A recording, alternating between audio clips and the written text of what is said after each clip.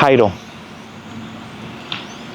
después de la alcaldía, ¿no le han dicho ya no más?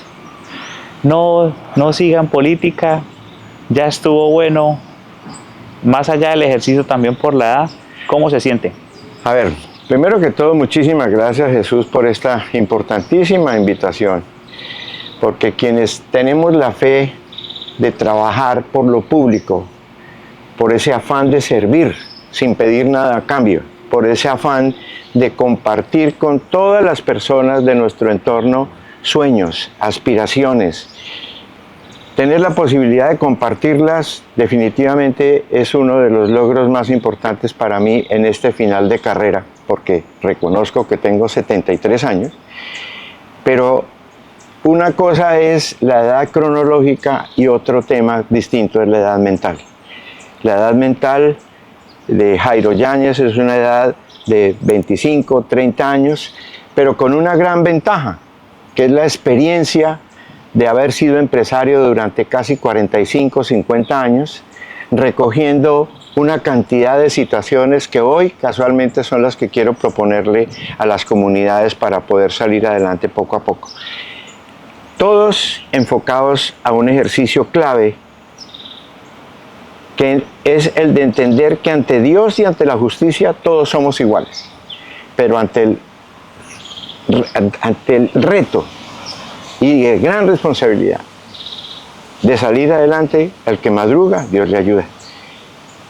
Y el trabajo individual de cada ser humano, que obviamente se puede estimular para la asociatividad, los proyectos colectivos, el cooperativismo, nos permite naturalmente emular a tantas sociedades que han salido en medio de grandes dificultades en el mundo, han salido adelante y hoy finalmente tienen unos excelentes indicadores de desarrollo, de vida, de tecnología, de investigación y de calidad de vida, que es lo más importante.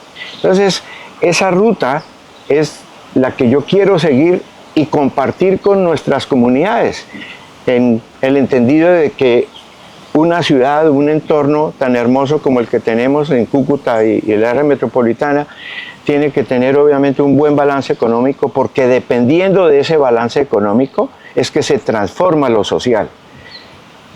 Y ese tema compartido con una defensa a como de lugar del medio ambiente, de compartir entre todos el deseo de convertir a Cúcuta en un jardín, convertir a Cúcuta en una ciudad donde vale la pena sacar a su familia por las calles con tranquilidad, disfrutar los parques, los entornos públicos, que son los que finalmente hacen la calidad de vida de todos sus habitantes, para participar, que ningún parque se nos quede vacío, sino lleno de niños, de jóvenes, de adultos, que ese parque nos sirva como elemento integrador, y Cúcuta tiene muchos parques en los que tenemos que trabajar. En nuestra alcaldía hicimos un gran trabajo en el Parque Playa, en el Parque de Brisas de los Andes, en los parques públicos tradicionales, y eso hay que cuidarlo. Y casualmente, hablando de parques, ese es uno de los temas que más me duele como ciudadano, que ese esfuerzo hecho con recursos públicos finalmente se abandonó. No se riega una mata, no se cuida una planta, y obviamente eso es absolutamente grave, delicado, porque la vida de una ciudad son sus espacios públicos. El mea culpa, ¿de quién será? Busquemos a ver a quién no le gusta regar las matas, a quién no le gusta transmitir ese hecho que hago y realizo hoy con el mayor afecto cada 8 días, generando ejemplo por cuidar el planeta, por cuidar el único planeta que nos queda. Y detrás de eso construir una cultura ciudadana alrededor del trabajo en equipo, del liderazgo colectivo. Hoy estamos haciendo unos entornos que con el tiempo van a ser hermosísimos, que es hacer agricultura urbana, sembrar frutales en los espacios que puede también compartir la comunidad. ¿Por qué no hacerlo? ¿Por qué nos hemos equivocado durante tantos años entendiendo que Cúcuta es una ciudad que con su clima necesita sembrar el doble de árboles de los que tenemos? El clima, obviamente, con puro calentamiento global y cambio climático, nos obliga a sembrar árboles. Y en cada vivienda, en la conexión entre lote y lote, hay que sembrar un árbol. Y hoy tenemos conexiones con viveros, con la misma comunidad que poco a poco ha ido entendiendo el mensaje. De manera que yo me podría extender mucho en estos temas porque me apasionan. Quiero seguir trabajando, no me considero una persona de edad mayor, que obviamente los años, pues lo que han dado es esa sabiduría que nos dieron nuestros abuelos, que nos dieron nuestros padres, porque definitivamente la experiencia utilizada en el sentido propositivo, pues definitivamente es un tesoro, que la idea es compartirlo con las personas. Si nosotros, después de todo lo que nos ha pasado como frontera, con toda la vulnerabilidad que tenemos, no entendemos que las experiencias vividas las tenemos que capitalizar, estaríamos cometiendo un gravísimo error. Por esa razón, yo hoy salgo a contar mis experiencias. ¿Por qué tuve que cerrar mi empresa? ¿Por qué no recibí del Estado el apoyo que necesitaba para defender 120 empleos? ¿Por qué razón Venezuela no le pagó a los empresarios en la época de los días o años finales del presidente Chávez? ¿Por qué? Tantas empresas en Colombia y en Cúcuta tuvieron que cerrar sus puertas por culpa de no tener esa visión estratégica de defensa de los intereses de la comunidad, de la vida, la honra y los bienes, que es obligación del Estado. Y hoy pasa exactamente lo mismo. Mire lo del Catatumbo, mire lo que está pasando en Cúcuta, mire lo que está pasando en la zona de frontera. Asiste a Cúcuta el ministro de Defensa venezolano para decir que el tema del clan de Arauca es un embeleco, que eso es una idea de alguien que se le ocurrió decir que eso existía. Y hoy por hoy el presidente de los Estados Unidos dice públicamente que va a acabar con uno de los grupos terroristas más grandes de toda América. Entonces, ese ejercicio de trabajo, de compartir, de entender y de visitar y de seguir, obviamente, acompañando a las comunidades, gracias a la gran experiencia que tuve como alcalde, donde logramos sensibilizar con un equipo de trabajo que la transparencia, la ética, la moral, la lucha anticorrupción, teníamos que superarla. Y esa fue la demostración que hicimos. O es que a los cucuteños les gusta que lo roben, a nosotros nos gusta que nos roben. ¿Con qué autoridad moral vamos a invitar a personas, a empresarios, a que inviertan en Cúcuta si sabemos que aquí se roban los recursos públicos? Si el entorno que nosotros tenemos para mostrar al país local y regionalmente, ¿cuál es? ¿Qué es lo que dicen las noticias? ¿Qué es lo que dice la Fiscalía? ¿Qué es lo que dicen las investigaciones permanentes que salen a la luz pública? Las que salen a la luz pública. Entonces, el reto y el compromiso es muy grande y es el que yo en ese momento hoy estoy de nuevo asumiendo, porque estuve un año callado, respetuoso de que en democracia hubo una nueva administración de la ciudad y estuvimos pendientes de lo que el señor alcalde planteó públicamente en el sentido de que quería construir sobre lo construido. Hicimos un plan de empalme de más de 2 meses. Dejamos documentos, dejamos rutas en toda la vida de la ciudad. Aspectos claves como el habitante de calle, como la cárcel de PPLs, como el cementerio central. Aspectos claves de la administración y manejo de los recursos económicos del municipio. Generamos una conexión de internet, por ejemplo, para los 10 corregimientos y todos los colegios de la ciudad para cuidarla y recibir hoy la noticia de las personas de una determinada localidad que la conexión a internet falla, que no le hacen mantenimiento, que la descuidan.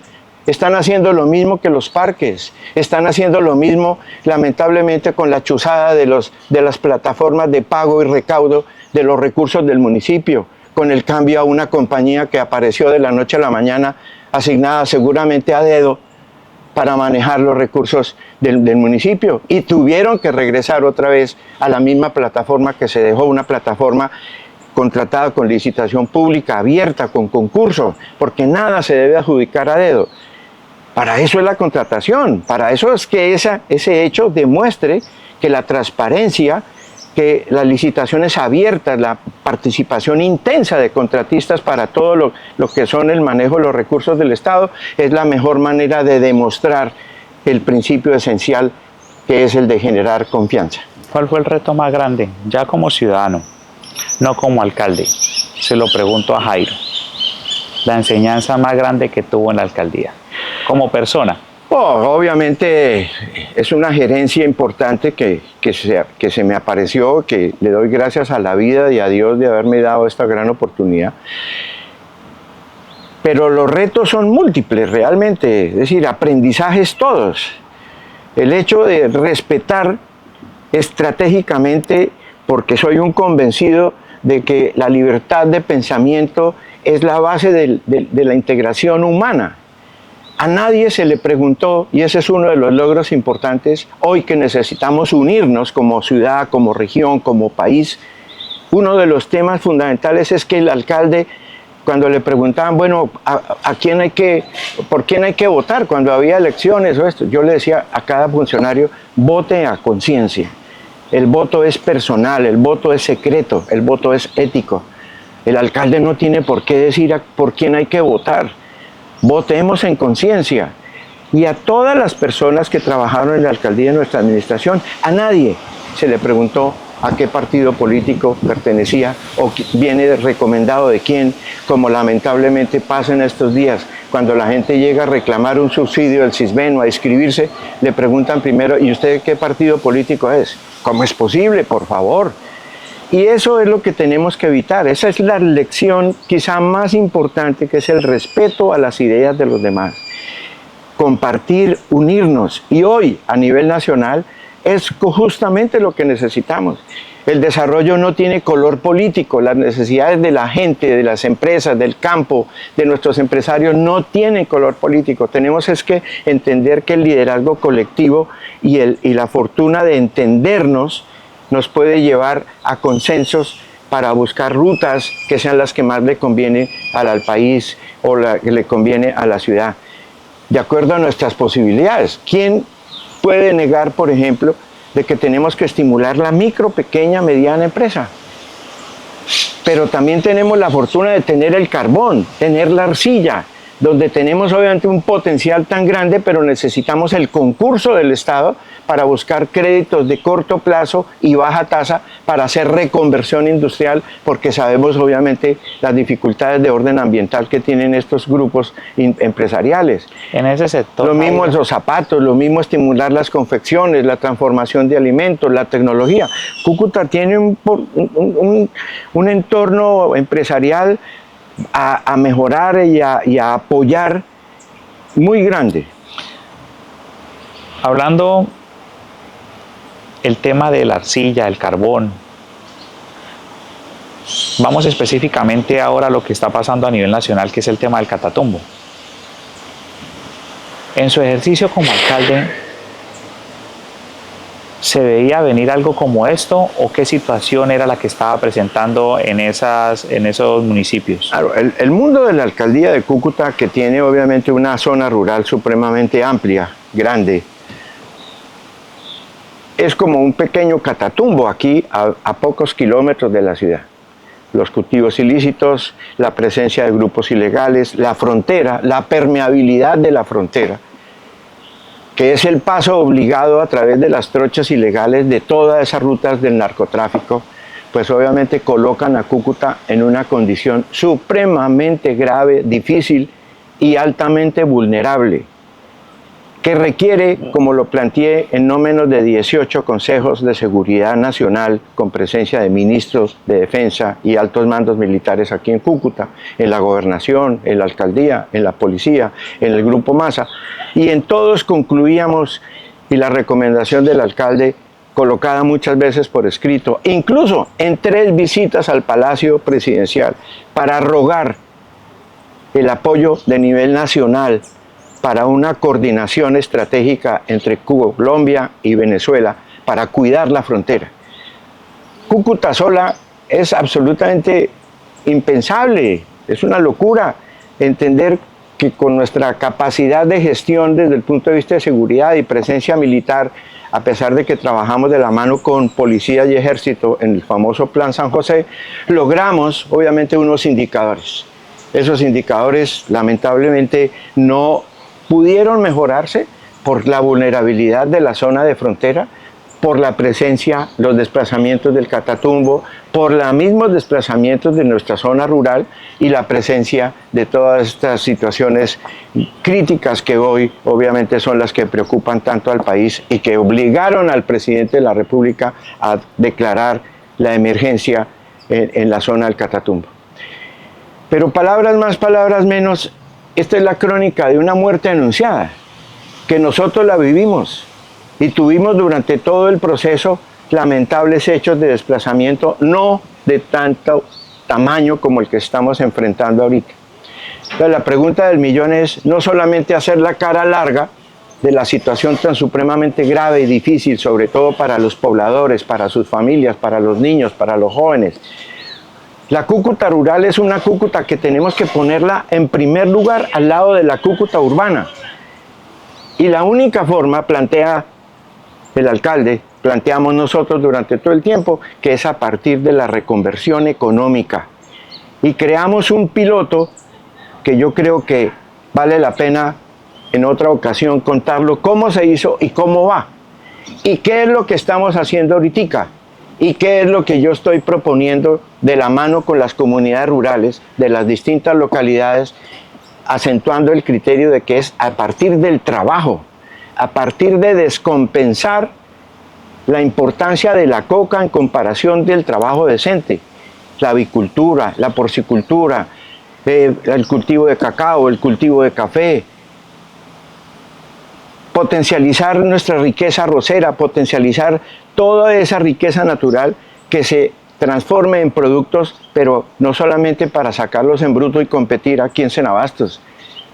La idea que nosotros como principios esenciales de gobierno, que los llevamos a la práctica y es casualmente reflejo de cómo Jairo Yáñez hizo la campaña política, que era cómo transformar principios, valores y virtudes para convertirlas en hábitos de cultura ciudadana, de estrategias de desarrollo.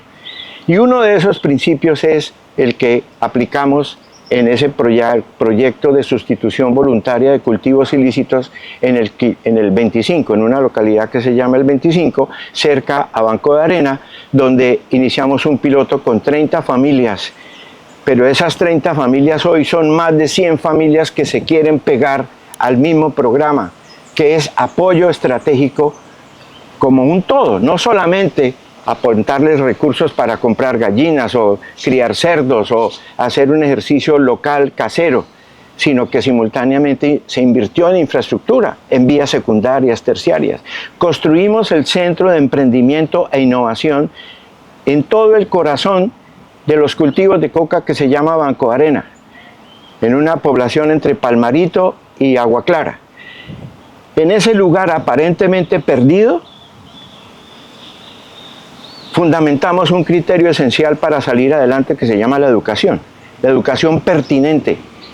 No se trata de formar bachilleres o sacar el ejercicio de tener bachilleres técnicos, que eso hay que revisarlo porque los currículos de todos esos ejercicios de educación están totalmente desactualizados, no tienen esa correspondencia con las necesidades del territorio. Entonces, ¿qué es lo que se va a hacer y se propuso para que el corazón de barrio, entre comillas, no es un corazón de ningún barrio, sino es un centro de innovación e emprendimiento, permita que la educación y que la formación acentúe el criterio que planteamos nosotros como principio, que es transformar en el campo para vender en la ciudad?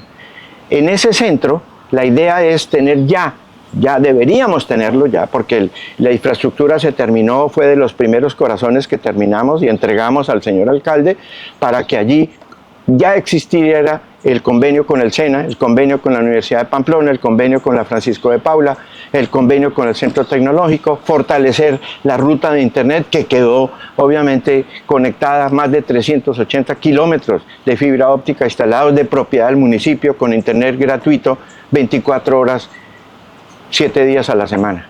Ese es el capital más importante de inversión que hizo el municipio, porque es la biblioteca más grande del mundo en poder de la zona rural, en poder de todas estas comunidades, para que a través del internet podamos transmitir contenidos pertinentes para salir adelante. Ese ejercicio se hizo Y hoy la comunidad está esperando porque el programa de esa zona, yo no puedo responder por lo que puede pasar en el Catatumbo, en el Tarra, entonces, pero ese piloto se puede multiplicar para todos esos territorios, entendiendo de que el Estado, a través de la educación, a través de la salud, a través de la infraestructura, puede obviamente empezar a hacer un proceso de reconversión para integrar al desarrollo y a la descompensación de los cultivos ilícitos, que definitivamente esto, lo que estamos viendo, es lo que se saca finalmente cuando en forma desesperada la comunidad, asusada y presionada por los grupos ilegales y el narcotráfico y la delincuencia, tiene que someterse a todas estas situaciones donde posiblemente la misma comunidad sabía. Y hoy reclaman la presencia del ejército, pero muchas de esas comunidades sabían lo que iba a pasar. Y las alertas tempranas de la Defensoría del Pueblo lo ratificó desde el año pasado. Pero los oídos sordos del gobierno nacional a tantas necesidades de la región, pues obviamente fueron... ¿A quién le echamos la culpa? ¿Cuál era la cuestión en el tema del comandante y el tema del ejército con la frontera? Es muy difícil, muchas rutas de trocha. No, ¿Cuál era la conversación? El problema no es solamente cuidado militar, el problema es que la delincuencia utiliza armas físicas para amedrentar y obviamente defender los cultivos ilegales. Ese negocio perverso lamentablemente es el que tiene en toda la mitad de la comunidad. Y el propósito no puede ser otro sino es el de hacer reconversión buscando alternativas, opciones. El proyecto para la zona rural de Cúcuta, para hablar de soluciones, no tanto caras largas ante todas estas situaciones, está en manos de los mismos campesinos, está en el proceso de empalme. El PEDAC, que es el proyecto estratégico de la Cúcuta rural, está en manos del señor alcalde, está en manos de la comunidad y es un proyecto que vale más o menos en infraestructura, en vías, en servicios, en educación, en salud, en todo lo que necesita la zona rural. Es un proyecto que vale, en este momento vale más o menos 750 mil millones de pesos, pero se puede empezar a ejecutar. Nada nace grande en la vida y la solución es precisamente sacarle partida a nuestra ubicación como ciudad de frontera para pretender que con el cambio estratégico de los cultivos ilícitos, haciendo paso a la legalidad, paso a la tecnología, paso a la transformación de productos en el campo para vender en la ciudad, sea la ruta para no volver nunca más atrás a estas situaciones humanitarias tan difíciles. En el paso de la alcaldía, Jairo, usted fue una persona que tuvo que reunirse con esos clanes políticos que se decían en campaña. Yo tengo que preguntárselo a nivel personal y cómo lidió con ellos. Tuvo reunión con ellos. Hubo una mesa de diálogo para saber qué se iba a hacer con la ciudad. ¿Cómo le fue con todos esos clanes aquí regionales políticos tradicionales? Fueron momentos, años complejos, con pandemia incluida, con la migración, con los desplazamientos forzados, con la diáspora venezolana compleja, etcétera, y más el odio de los enemigos políticos que, como digo yo, curiosamente se quedaron sin el botín. Porque no hay que olvidar de que Cúcuta viene de una situación de muchísimos años, más de 20, 25, 30 años de delincuencia, abusando de los recursos públicos. Cúcuta y su entorno tiene una historia que está reflejada en las demandas de la Fiscalía, eso no es invento mío. ¿Quién iba a invertir o quién va a pensar en que Cúcuta, siendo un potencial de desarrollo tan grande, viene a invertir? Hablamos incluso del mismo gobierno, si se sabe que lamentablemente aquí la corrupción permea absolutamente todos los aspectos de la vida política y de la vida social de la ciudad. ¿Por qué no se han desarrollado, digamos, temas que vayan primero que todo con ese gran mensaje anticorrupción y que permita que precisamente esos odios que generaron durante nuestro mandato hasta la revocatoria y la persecución política durante todo el tiempo, pero lo vimos como un problema que pasamos por encima y no nos distrajimos para nada en esa situación, para nada. Nosotros sabíamos que los ataques estaban y que las denuncias, pero finalmente logramos sacar a nuestro municipio adelante con unos indicadores en lo económico, en lo social, en lo ambiental, en la estrategia de seguridad, lo que se pudo hacer, en la estrategia de prevención y gestión de riesgos, inversiones importantes que en total la ejecución sumó casi 5.8 billones de pesos, casi duplicamos el presupuesto, el recaudo mejoró, los indicadores de superávit y de déficit que se superaron gracias a la confianza de la comunidad. O sea, políticamente me quedaría muy mal autocalificarme, pero a uno en lo público lo miden por resultados. Ahí están los indicadores del modelo integrado de planeación y gestión de función pública. Está el Consejo Privado de Competitividad. Está los indicadores de la ONU, de trabajo sostenible. Están los reconocimientos de nivel internacional de Colombia líder en el manejo y el apoyo al problema migratorio. No hay que olvidar que Cúcuta aloja a más de 400.000 personas con vocación de permanencia venezolanas, más las que llegan todos los días del Catatumbo desplazadas, y hay que ir a las zonas y barrios complejos para ver las condiciones en que estas personas llegan a Cúcuta.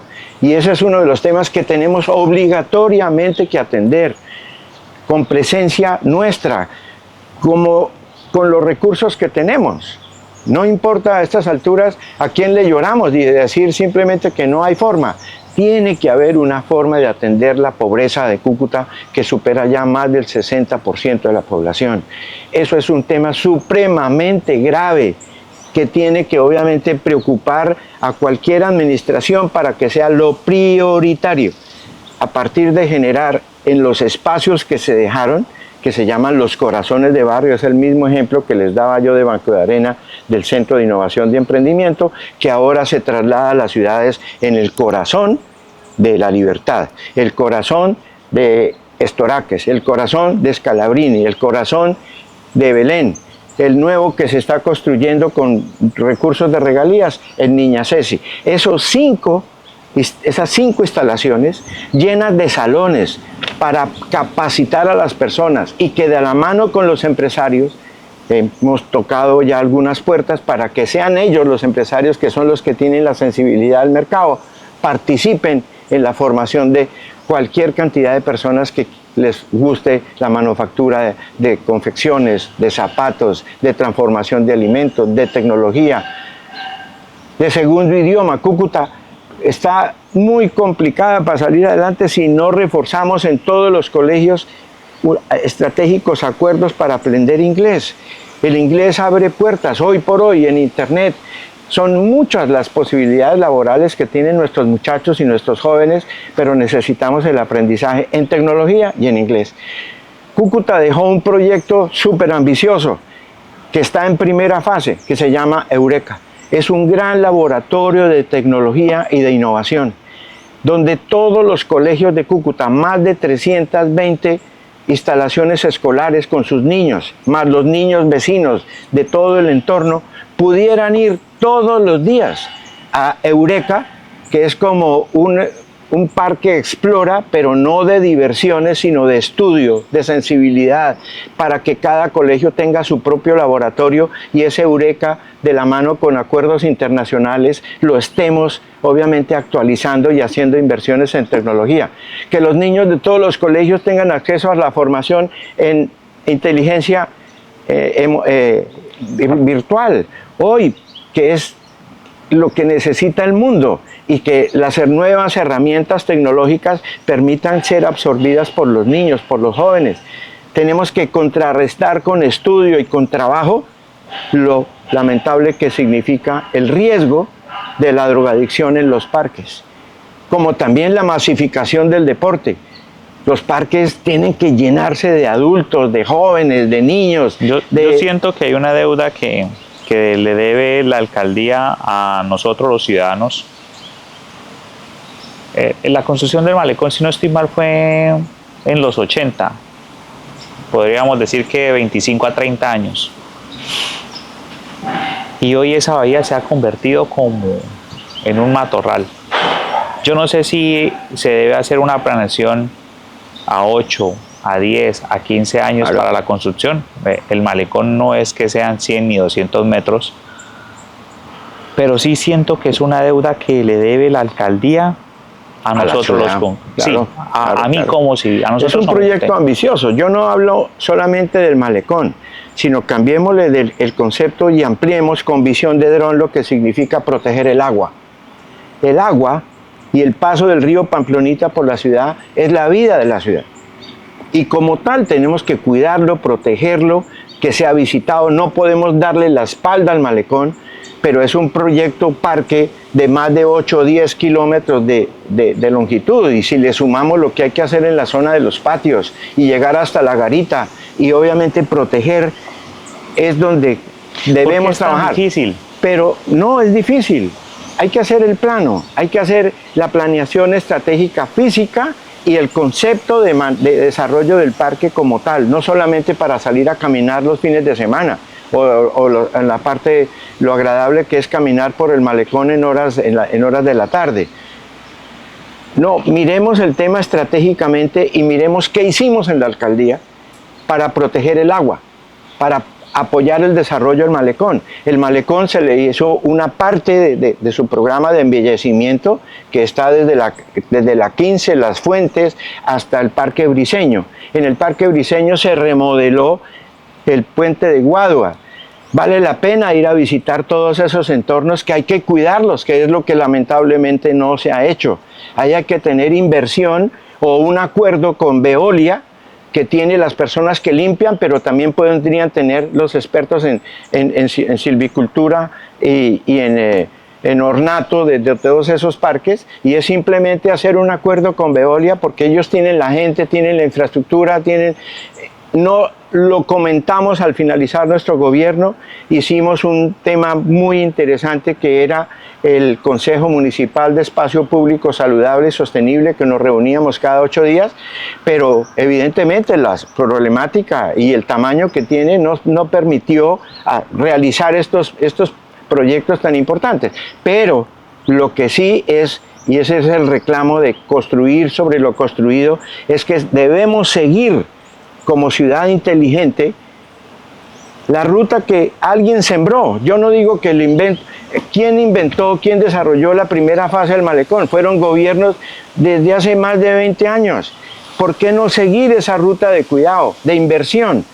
Porque ahí es donde se convoca la comunidad, ahí es donde tenemos que tener la seguridad, tenemos que liberarla de las casuchas permanentes de habitantes de calle. Los habitantes de calle tienen una clínica de rehabilitación abandonada que quedó una infraestructura para 200 habitantes de calle en primera fase, en conexión con el Hospital Rudecindo Soto, con un vehículo para transportarlos y hacer el ejercicio de reconversión de salud de todas estas personas. Pero no hay consistencia en estas medidas, y uno va al Parque Nacional y allá están los drogadictos a pocos metros de la estación de policía drogándose y comercializando la droga en pleno centro de la ciudad. ¿Qué puede pasar en los otros parques? Exactamente lo mismo. Entonces, yo soy del criterio, volviendo al tema del malecón, y es que tenemos que cuidarlo estratégicamente, pero no solamente el malecón como tal. Vayamos arriba desde Santurbán, protejamos las cuencas del río Zulia, río Pamplonita. Pensemos que ahí hay proyectos estratégicos fundamentales para generar energía, para controlar inundaciones, para generar trabajo, para habilitar nuevas zonas de cultivo en el distrito de riego. Y eso se dejó una trazabilidad de las distintas fases que esos proyectos tan ambiciosos tienen.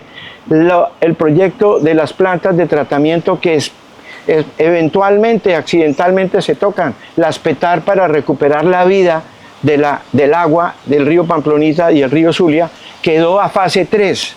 El municipio invirtió unos recursos importantes, de la mano con Corponor, de la mano también de la gobernación, pero el proyecto está cajoneado. La conexión al Sistema Nacional de Gas, nadie habla del tema. Y eso es lo que le duele al exalcalde, pero en representación de la comunidad. Si nosotros no le apuntamos a la defensa estratégica de todos esos proyectos, más de 47 proyectos que se le entregaron al alcalde en un librito especial que se llama Cúcuta, Potencia Regional de la Vida. Entonces, ¿de qué estamos hablando? No estamos hablando solamente de barrer la calle, no estamos hablando solamente del alumbrado público o de sacar los habitantes de calle de las zonas donde la comunidad quiere pasar un rato. O estamos hablando es de que estos temas con visión de dron, subiéndonos como tenemos que hacerlo, nos permitirán soñar con una ciudad donde, digo yo, copiarle la idea a lo que hizo Nueva York hace un tiempo, que fue comprar los terrenos para 100 años de desarrollo de la ciudad.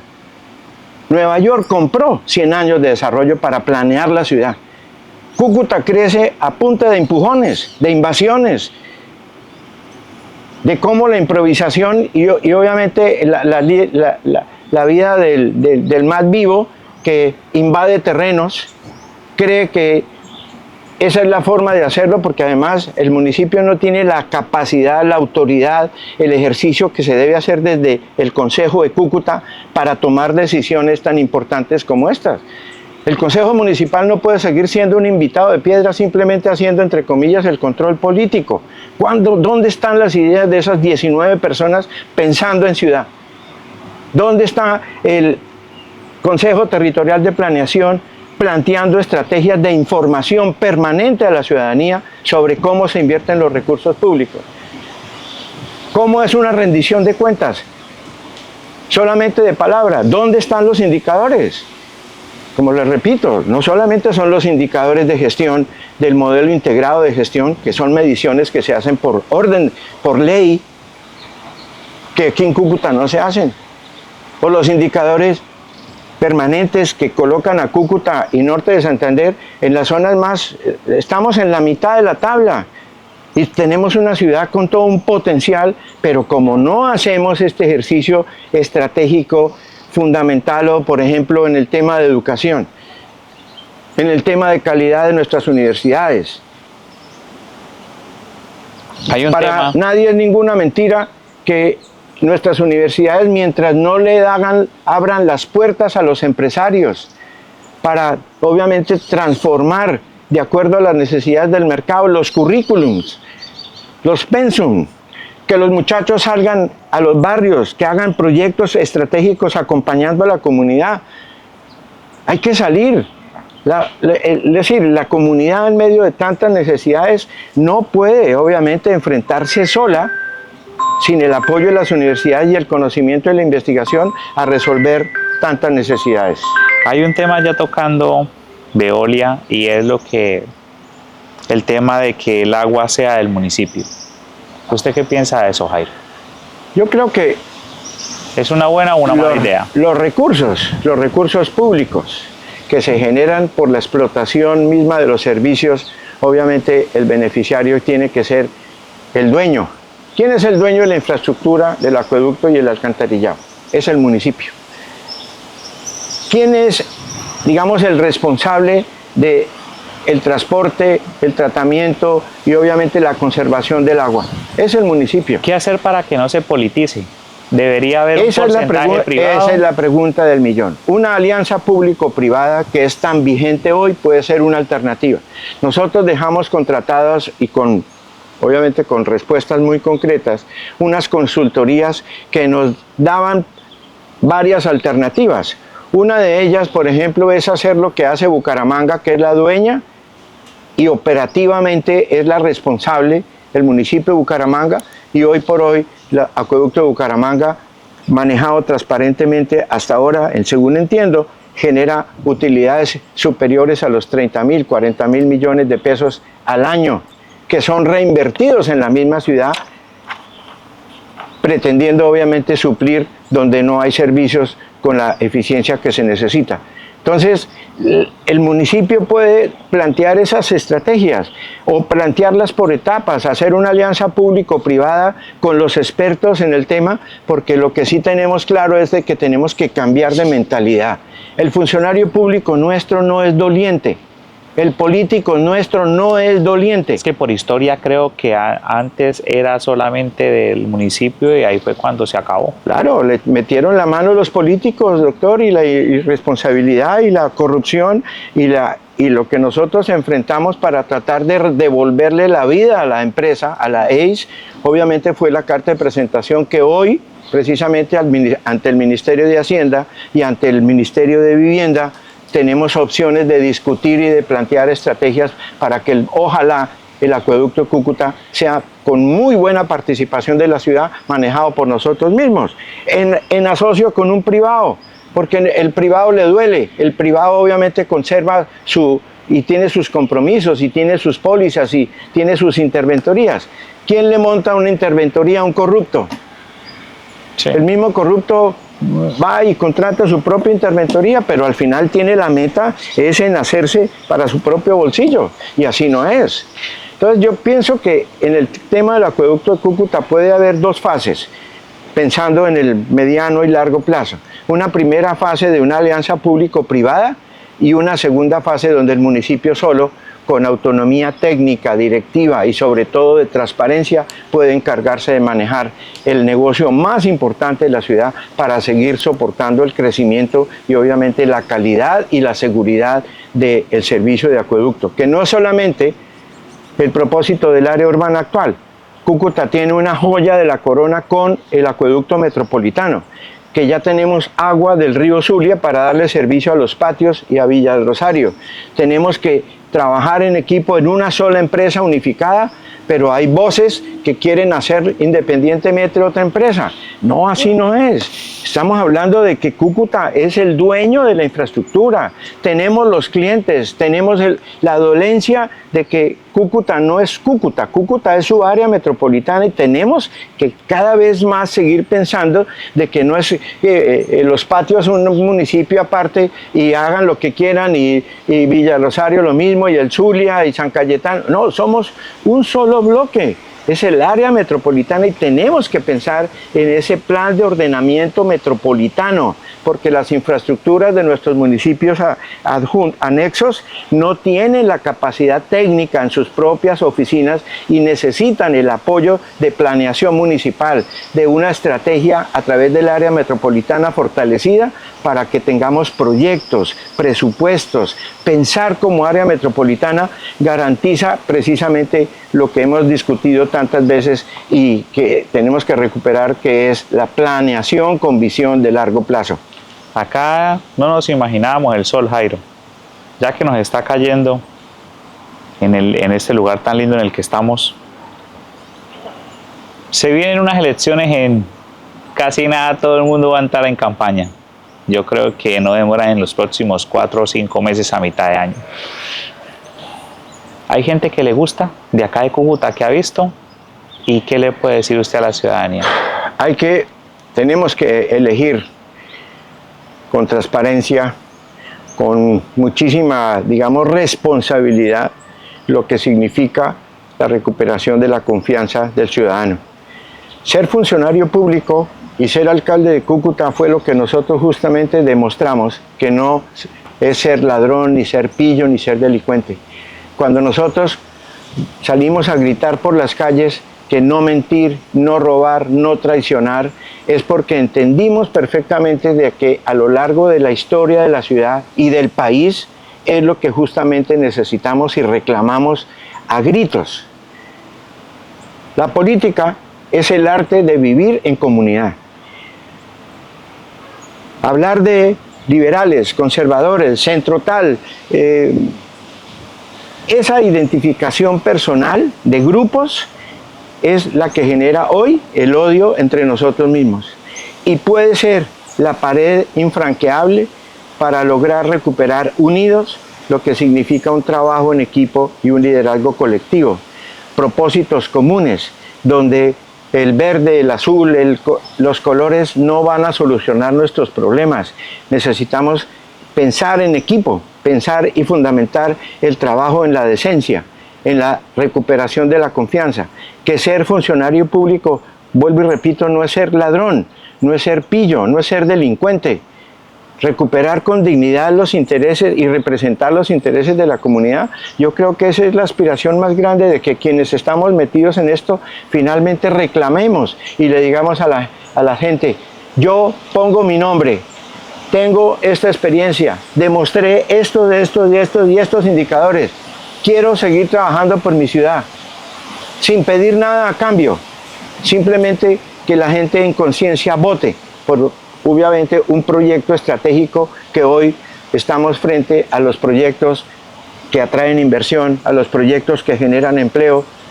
Usted se imagina poder realizar el proyecto ambicioso, soñador, del embalse multipropósito del Cínera, lo que significa cuidar el agua, almacenarla, controlar inundaciones, ampliar en 20.000 hectáreas nuevas de cultivos en el distrito de riego, generar 40.000 empleos, generar energía, cuidar el medio ambiente.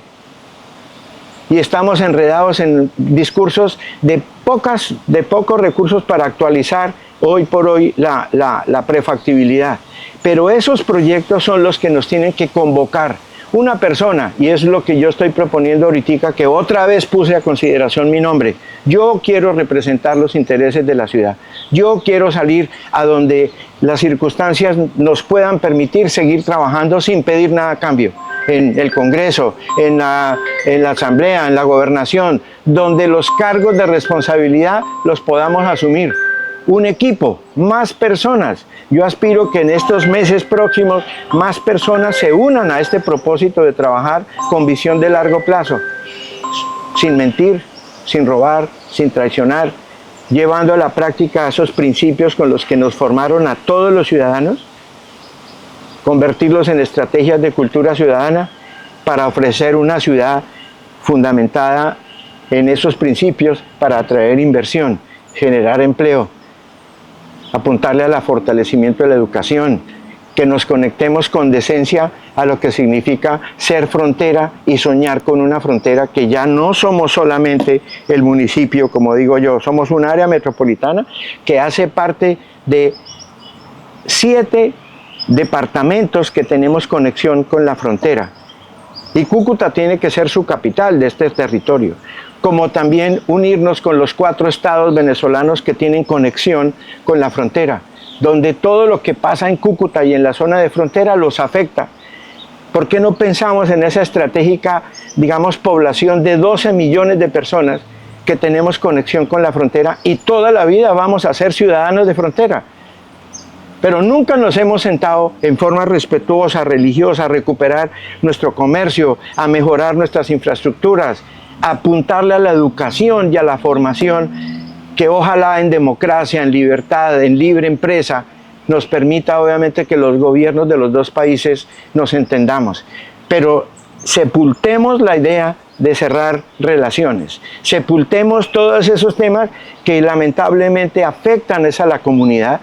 Y les aseguro que, como ha sucedido en estos últimos años, ni el gobierno venezolano ni el gobierno colombiano piensan en todo lo que le está pasando a la comunidad en esta región. Porque si fuera así, pues estarían mucho más pendientes. El alcalde vive permanentemente preocupado porque pues, el gobierno Petro decidió acabar con las trochas ilegales, y a estas alturas, ¿cuántas se han desvirtuado? ¿Cuántas se han impactado? Ninguna. ¿Y por dónde va la delincuencia? ¿Y por dónde pasa el narcotráfico? ¿Y por dónde es la desgracia de que incluso hasta mismas autoridades venezolanas están comprometidas con la permeabilidad de la frontera? Eso es lo que tenemos que evitar. Pero en presencia democrática, votar por una estratégica donde los parlamentarios les duela lo que está pasando aquí, tengan proyectos y vivan con la comunidad.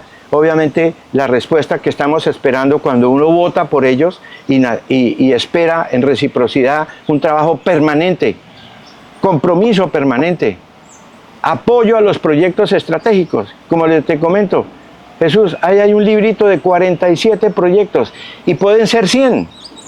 porque no están todos, pero están los prioritarios. Y hay que trabajar desde Bogotá para atraer inversión en infraestructura, obviamente en